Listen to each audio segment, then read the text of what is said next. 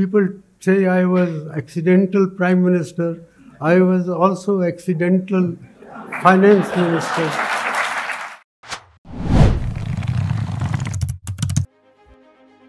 Doctor Manmohan Singh Bharat में उदारवादी अर्थव्यवस्था के जनक और एक प्रतिष्ठित अर्थशास्त्री। वो राजनेता जिसने बरसों से बंद पड़े भारतीय अर्थव्यवस्था के दरवाजे दुनिया के लिए खोले, जिसकी नीतियों ने हिंदुस्तान को आर्थिक इमरजेंसी जैसे हालातों से निकालकर विकास से मुलाकात कराई। मनमोहन सिंह जवाहरलाल नेहरू और इंदिरा गांधी के बाद तीसरे ऐसे प्रधानमंत्री बने जिन्होंने लगातार 10 सालों तक देश का नेतृत्व किया, जिन्होंने प्रधानमंत्री बनने से पहले भी कई संवैधानिक ओहदों पर अपनी जिम्मेदारी पूरी दृढ़ता से निभाई। मनमोहन, जिनकी सादगी और नम्रता की दुनिया दीवानी थी। मुझे जो कुछ भी मिला है इस देश से ही मिला है। एक ऐसा देश जिसने बंटवारे के कारण बेघर हुए एक बच्चे को इतने ऊंचे पद तक पहुंचा दिया। ये एक ऐसा कर्ज है जिसे मैं कभी अदा नहीं कर सकता।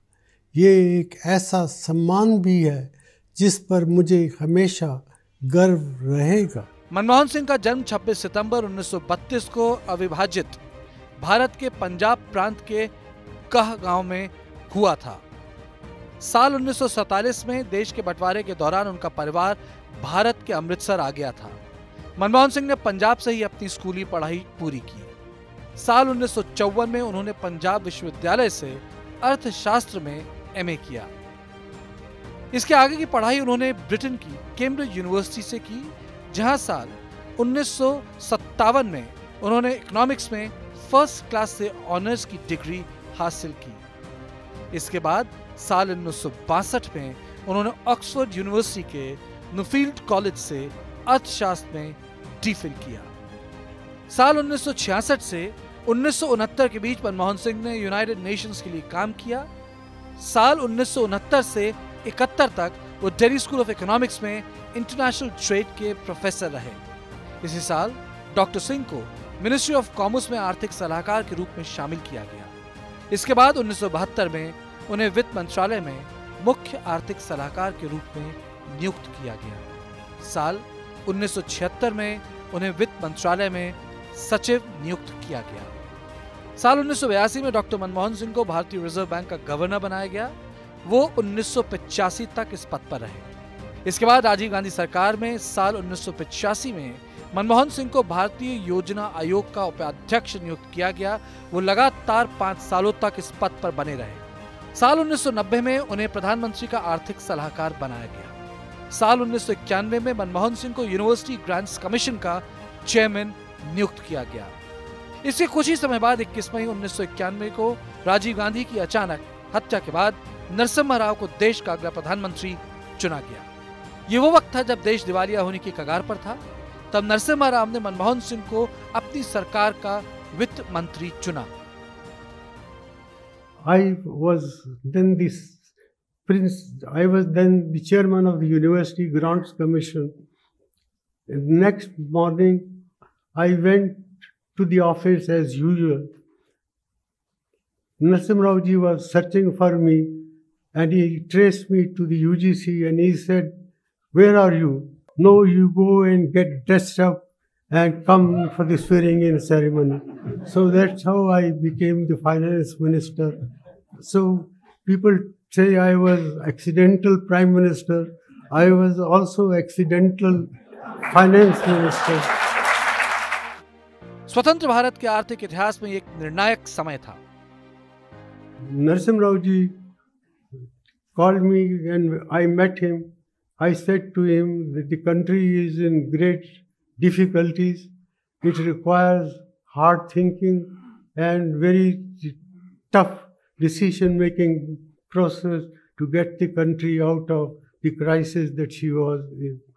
Narasimha Rao ji said, "I don't understand all this, but we will give you a free hand with the understanding that if the things go well, we will all take credit.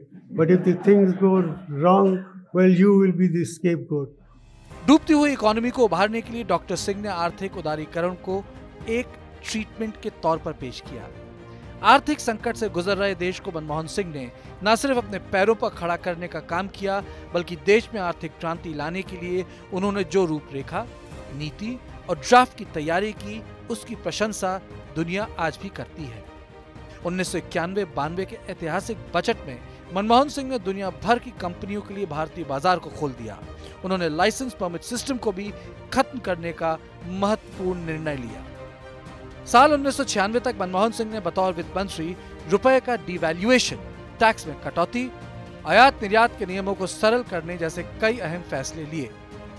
इसके बाद 1998 से 2004 तक doctor Singh Rajya Sabha में विपक्ष के नेता रहे।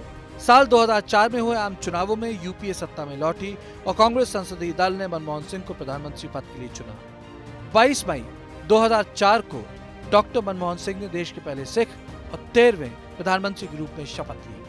बतौर प्रधानमंत्री मनमोहन सिंह का पहला कार्यकाल काफी प्रभावशाली रहा। बेरोजगारी से जूझ रहे देश में रोजगार गारंटी योजना, जिसे हम मनरेगा के नाम से जानते हैं, की सफलता का श्रेय डॉक्टर सिंह को ही जाता है। साल 2005 में मनमोहन सिंह ने देश में पुरानी और मुश्किल सेल्स टैक्स व्यवस्था को खत्म कर वैट की शुरुआत की। उनकी सरकार में साल 2007 में देश ने ऐतिहासिक 9% का जीडीपी ग्रोथ रेट हासिल किया और भारत सबसे तेजी से बढ़ने वाली अर्थव्यवस्था बन गया।